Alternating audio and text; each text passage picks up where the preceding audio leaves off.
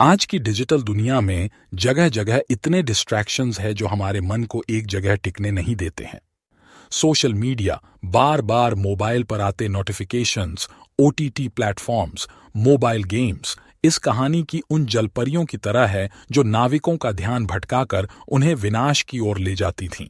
चलिए इस कहानी के माध्यम से हम जानें कि कैसे जलपरियां और उनके मनमोहक गीत हमारे डिजिटल युग के डिस्ट्रैक्शंस के साथ गहरा संबंध साझा करते हैं। एक बार की बात है, एक सुंदर तटीय गांव में जो ऊबड़ खाबड़ चट्टानों और नीले समुद्र के बीच बसा था, मछुआरों और उनके परिवारों का एक समुदाय रहता था। यह गांव अपने लुभावने सूर्यास्त, भरपूर समुद्री भोजन और समुद्र में रहने वाली जलपरियों की कहानियों के लिए जाना जाता था। जलपरियां जो समुद्र के बीच में एक द्वीप पर रहती थीं और उनकी गायकी इतनी मोहक थी कि वह अपने गायन और सौंदर्य से मछुआरों को अपनी ओर आकर्षित कर उन्हें मौत के घाट उतार देतीं।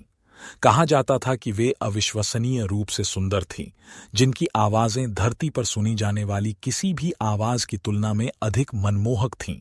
गांव वालों के लिए ये जलपरियां वरदान और अभिशाप दोनों थीं।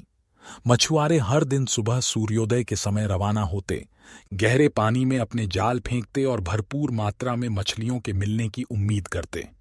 लेकिन जलपरियों के गाने नाविकों को रास्ते से भटकाने और खतरनाक चट्टानों पर उनकी नावों को टकराने के लिए जाने जाते थे।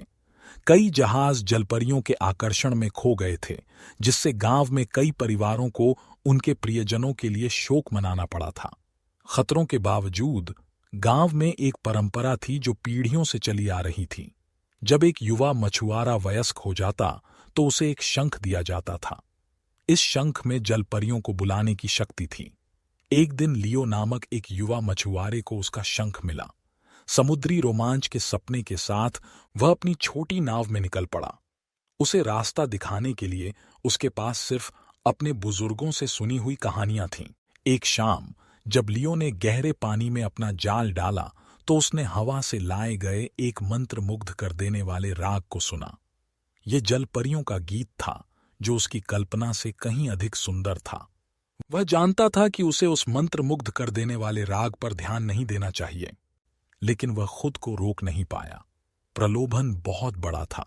जलपरियों को देखने की कामना में उसने अपने शंख को अपने होंठों से लगाया और एक स्वर में फूंका। अचानक उसके चारों ओर का समुद्र जीवंत हो उठा। बहते बालों और मंत्र मुग्ध करने वाली काया के साथ जलपरियां गहराइयों से उभरीं। उनकी आवाजें एक अलौकिक स्वर में जुड़ गईं, जिससे लियो उनके और करीब आ गया। उसने महसूस किया कि वह अपनी नाव पर नियंत्रण खो रहा है और वह खतरनाक चट्टानों की ओर बढ़ रहा है। लियो जलपरियों के आकर्षण में खोने ही वाला था, तभी उसे दूर से एक प्रकाश की किरण नजर आई।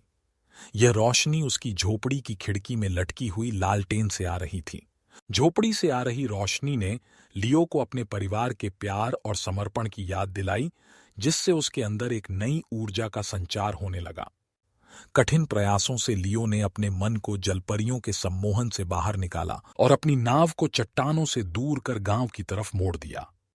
जैसे ही लियो जलपरियों से दूर जाने लगा, उनके सुंदर स्वर शोकपूर्ण चीखों में बदल गए। लियो का दिल उनके दुख से भर गया, लेकिन वह जानता था कि उसका घर और परिवार किसी भी क्षणभंगुर सुख से अधिक महत्वपूर्ण है। उस दिन के बाद से ग्रामीण जलपरियों को एक अलग नजरिए से देखने लगे। जलपरियां अब केवल खतरों की प्रतीक नहीं थीं, बल्कि ग्रामीणों के दृढ़ संकल्प और साहस की प्रतीक भी थीं। जलपरियों के गीत अभी भी उन्हें बुला रहे थे, लेकिन ग्रामीण अब इसके आकर्षण का विरोध करने के लिए बेहतर रूप से तैयार थे। वह यह जानते थे कि उनके लिए उनके घरवालों का प्यार कहीं अधिक कीमती है।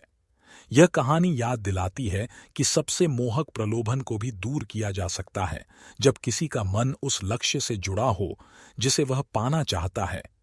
आज की इस डिजिटल युग में डिजिटल डिस्ट्रैक्शंस बार बार हमारा ध्यान भटकाकर हमारी मानसिक ऊर्जा को नष्ट कर देते हैं, जिससे हमारा मन इतना कमजोर हो जाता है कि छोटे छोटे काम करने में भी हमें बहुत मेहनत करनी पड़ती है। आज जिस तरह से लियो ने अपना ध्यान जलपरियों से हटाकर अपने परिवार को प्राथमिकता दी, उसी तरह हमें भी अपना ध्यान डिस्ट्रैक्शन से हटाकर अपने लक्ष्यों को प्राप्त करने की ओर लगाना चाहिए। जब भी डिस्ट्रैक्शन सामने आए तो अपने आप को याद दिलाएं कि आपके लक्ष्य किसी भी तरह के डिस्ट्रैक्शन से कहीं अधिक महत्वपूर्ण हैं।